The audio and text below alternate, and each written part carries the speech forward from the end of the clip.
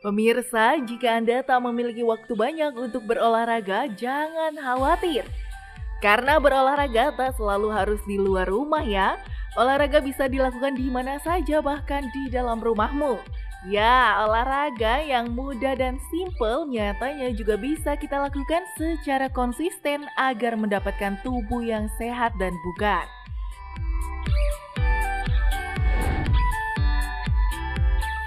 Bagi Anda yang masih bingung mau memilih jenis olahraganya, cobalah pilih gerakan olahraga squat. Gerakan simple ini nyatanya baik untuk tubuh kita loh. Selain itu, squat yang dilakukan secara maksimal akan memberikan benefit yang besar untuk tubuh manusia.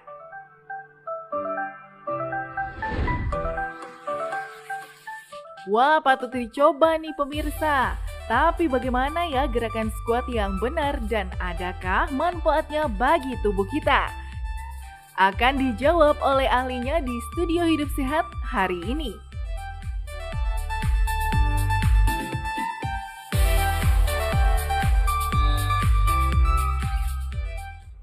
Nah, itu dia tadi tuh Dok Fit, gerakan squat. Tapi kalau seandainya salah, itu bisa bahaya. Memang sederhana ya Dok Fit, tapi banyak banget manfaatnya.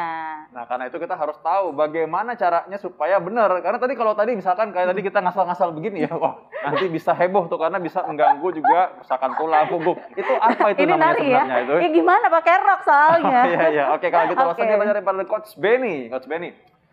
Oke, jadi berdasar tadi yang Dr. Vito bilang bahwa otot-otot itu setiap hari bergerak baik bagian atas maupun bawah. Dicontohkan tadi kita misalnya mengejar angkutan umum, mengejar tukang makanan. Nah, itu memang secara sadar dan tanpa sadar atau disadari itu kita memerlukan otot-otot yang harus kita latih. Contoh yang paling simpel nih, hari ini kan kita judulnya squat ya Dok ya. Yes, nah, saya akan coba mencontohkan squat yang paling simpel sederhana, oke ya. Tapi tunggu deh, kan kita udah bersama Dr. Sofia Hage. Oke. Nah Dok, manfaatnya dulu apa sih Dok sebelum gerakannya Dok? Ya, jadi sebenarnya kalau kita bicara soal squat ya, squat ini sebenarnya masuk ke dalam olahraga kekuatan otot. Kekuatan otot apa sebenarnya yang kita latih?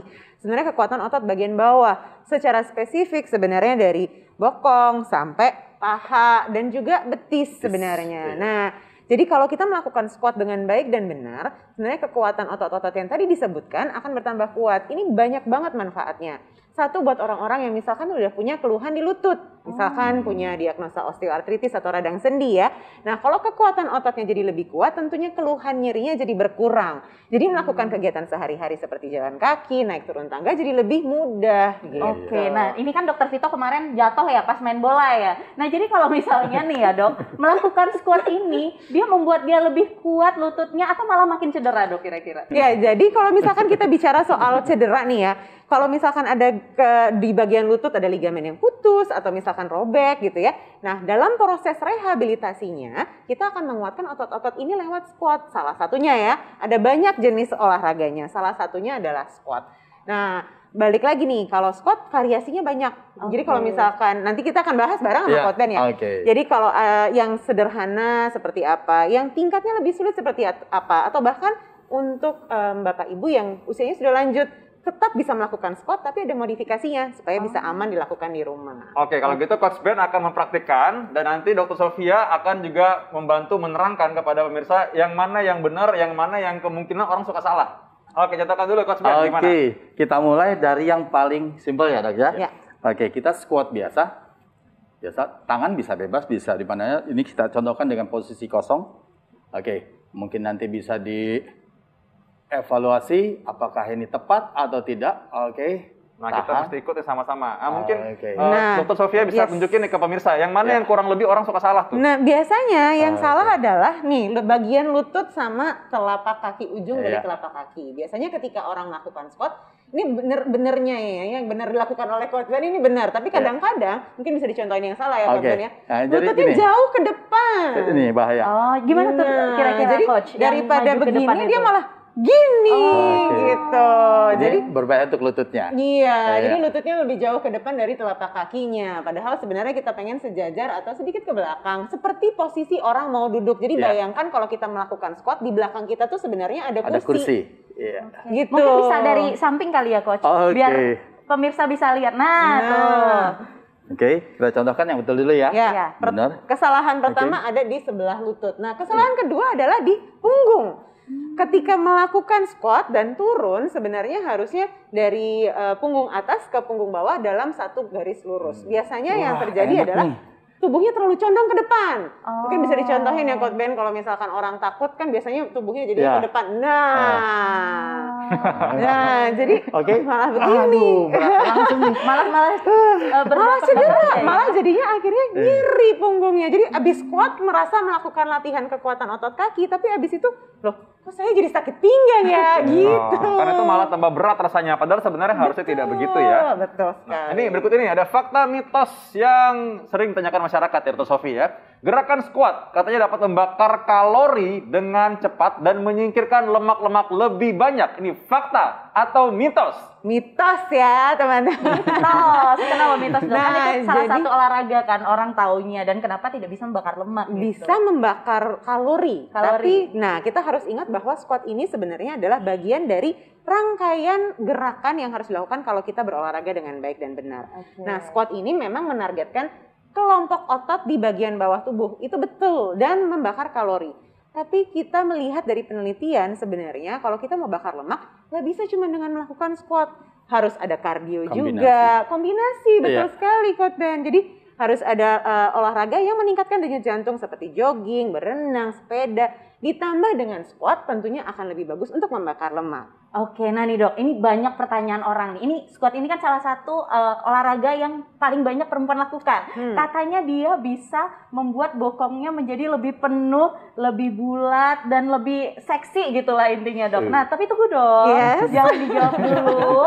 Nanti kita akan jawab setelah yang satu ini. Nah, jadi banyak banget manfaatnya olahraga squat ini. Termasuk ketika orang bilang bahwa dia mau menjaga kesehatan jantung, katanya dia harus banyak jogging atau jalan kaki. Nah, modalnya kakinya harus kuat dulu. Ya benar banget. Nah masih ngebahas squat nih dok. Itu kan bermanfaat untuk laki-laki dan perempuan. Apalagi tema kita kan olahraga apa hari ini. Nah dok, tapi ada pertanyaan yang belum dijawab. Jadi squat ini kan favoritnya perempuan-perempuan ya dok. Katanya bisa membuat bokong menjadi lebih penuh, lebih seksi lah pokoknya gitu dok. Nah itu benar nggak sih dok? Sebenarnya ada benernya, karena kalau kita melakukan gerakan squat ini kan sebenarnya latihan kekuatan otot, terutama di daerah bokong juga akan teraktivasi Paha atas gitu ya dok, paha ya? atas dan bokong gitu ya.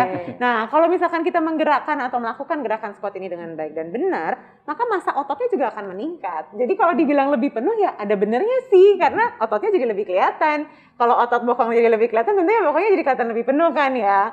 Nah, jadi ya nggak bisa dibilang salah, ada benernya. Tapi ingat, squatnya harus dilakukan dengan cara yang baik dan benar. Oke, tuh pemirsa. Jadi squat ini bisa membuat bokong kita jadi lebih penuh. Tapi dok, ini harus benar dan juga nggak bisa pakai squat doang ya. Iya, bermacam-macam ya. Betul. Harus digabungkan dengan gerakan-gerakan lain. Dan tentunya ada lunges, ada plank, ada bridging.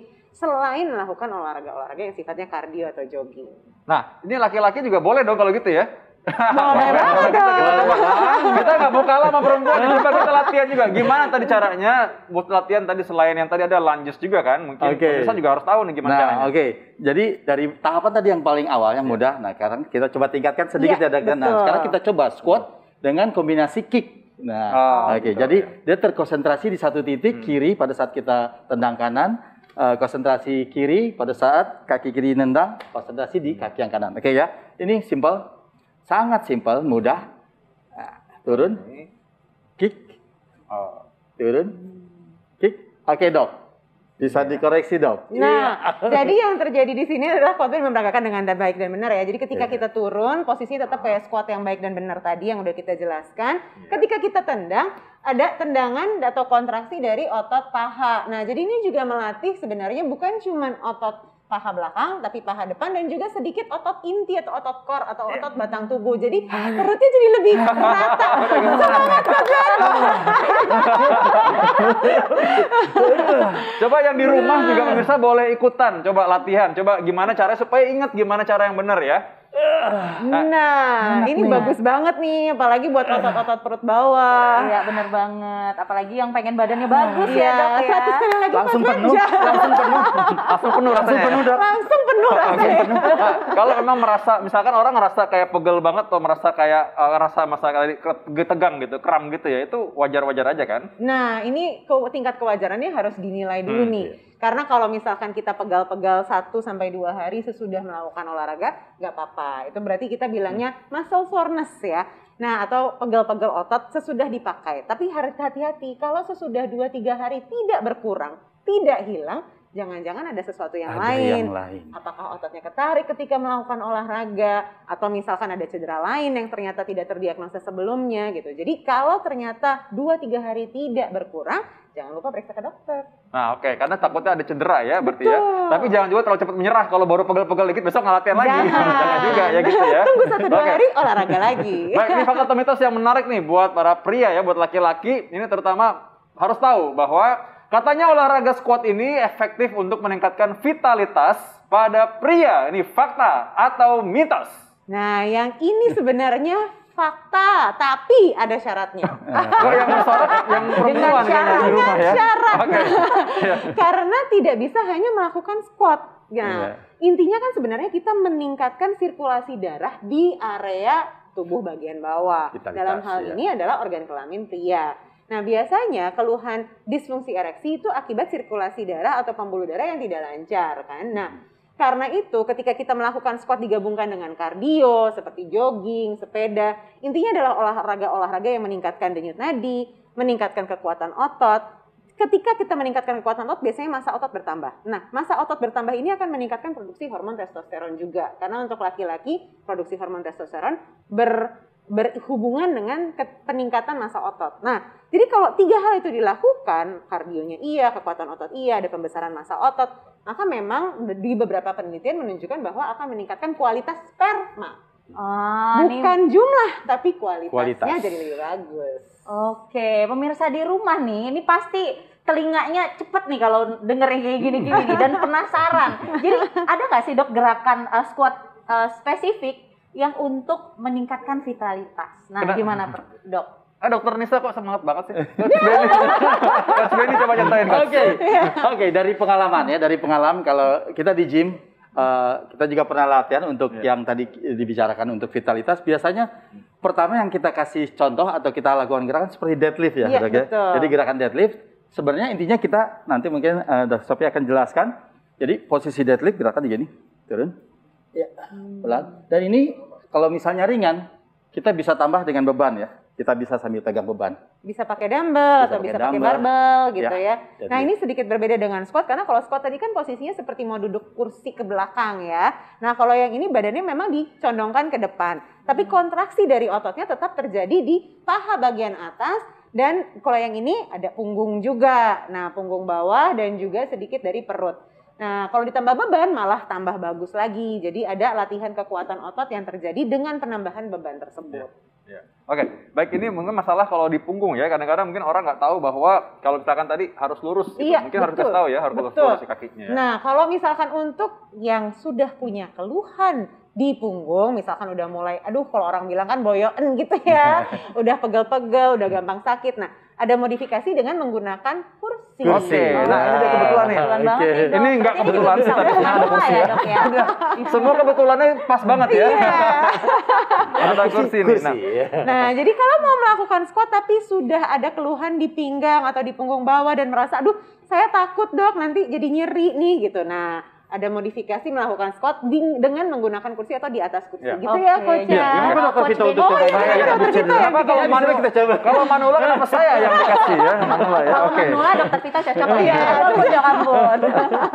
Oke, ini gimana caranya kita duduk? Posisi duduk dulu. Seperti itu. Oh, jadi satu duduk dulu ya gitu. Oke. Terus lupa berdiri nih biasanya. Terus coba kakinya agak ditutup sedikit. Begini. Tutup lututnya tuh. Gini. Yes. Oke, terus? Iya. Dibantu dulu yang pertama pegang gagang kursinya untuk berdiri. Ini untuk Manula ya. Iya. Sorry, ini bukan Manula, ini contohnya. Contohnya aja. Oke, ya silakan berdiri. Pelan-pelan dorong oleh tangan. Nah, dorongnya benar ini dari sini ke belakang. Tegak. Oh. Yes. Jangan tarik ya. Sampai tegak enggak? Sampai tegak. Sampai tegak. Terus? Yes. Turun lagi. Turunnya gini. Perlu pakai pegangan tangan juga. Nggak usah takut. Takut tarik kursinya belakang kalau nanti. Oke, duduk. Yes. Ini oke. Lututnya masih berasa nggak? Soalnya ini untuk kasus yang lutut habis Iya. cedera ya dok ya. Iya. Jadi ini harus hati-hati. Oke, ya, Terus up, sudah gitu dorong lagi. nah. Oke, up sampai tegak. Hmm. Oke, turun lagi. Ini berapa ratus kali lakukannya? Ratusan. Ya, duduk lagi. Ya, duduk lagi ya. Oke. Ini harus berapa kali dok dilakukan? Nah, jadi silakan, jumlah Dok. set dan repetisi tentunya tergantung dari target kita apa. Iya. Kalau misalkan kita targetnya baru di awal nih, baru memulai melakukan olahraga, jangan terlalu ambisius. Bisa di 2 set sampai 3 set, satu set isinya 10 sampai 12. Iya. Tapi kalau kita merasa bahwa oh, saya udah terbiasa nih melakukan 3 set kali 12, bisa ditingkatkan jadi 15 set dan 15 repetisi ya. 15 repetisi 3 sampai 4 set. Yang lebih bagus lagi bisa ditambah dengan dumbbell atau beban. Tambah beban. Iya. Nah dok, ini banyak pertanyaan dari masyarakat nih dok. Kan tadi squat itu yang common, yang biasa kita tahu. Itu kan yang gerakannya naik turun, terus tangannya tuh begini ya, Iya. tangannya begini. Nah kan ada variasi-variasi dok. Betul. Boleh nggak sih kalau kita melakukan gerakan yang sama setiap hari itu atau lebih bagus kita variasi? Nah mungkin pemirsa di rumah banyak yang gerakannya cuma itu aja. Nah, Gimana dok? ini pertanyaan yang bagus karena biasanya orang taunya ya cuma itu doang Iya. gitu ya. Padahal sebenarnya kalau kita mau variasikan justru lebih bagus karena akan mengaktifasi bagian otot yang berbeda. Justru sebenarnya kita tidak ingin melatih satu jenis otot di 2 hari berturut-turut. Nah, jadi lebih bagus lagi kalau misalkan bisa kita variasikan. Misalkan kalau hari ini nggak pakai beban squatnya, tangannya cuma di sini. Nah, hari berikutnya kita pakai beban atau kita kemudian bisa dorong ke depan. Atau bisa juga buka ke samping ya kan Iya. Ben ya. Oke. Nah, banyak hal yang bisa kita lakukan ketika kita melakukan gerakan squat untuk otot-otot bagian tubuh bagian atas. Gitu. Nah, ini juga nyambung sama kondisinya Dr. Vito. Kalau misalkan ada keluhan lutut dan baru mulai melakukan gerakan squat, bisa dengan menggunakan kursi yang tadi ditunjukkan sama Coach Ben. Tapi bisa juga dengan nggak pegangan ya Coach Ben ya. Masih pegangan. Tadi saya contohkan untuk menolong. Ini masih muda, kita bisa langsung full. Betul. Bisa Ya, juga. ini nggak perlu diangkat juga ya. Nggak perlu diangkat. Bisa juga tangannya ditaruh di depan Iya. dada ya Coach Iya, Ben oke. ya. Oh, ini kalau dari sini. Disilang. Nah, Di sini apa kemudian gini? disilang, Ya. disilang Oke. kemudian Oke. Berdiri. berdiri. Jangan dorong dong, dok. Oh, oke. Ya, oh iya, jangan didorong ke bawah.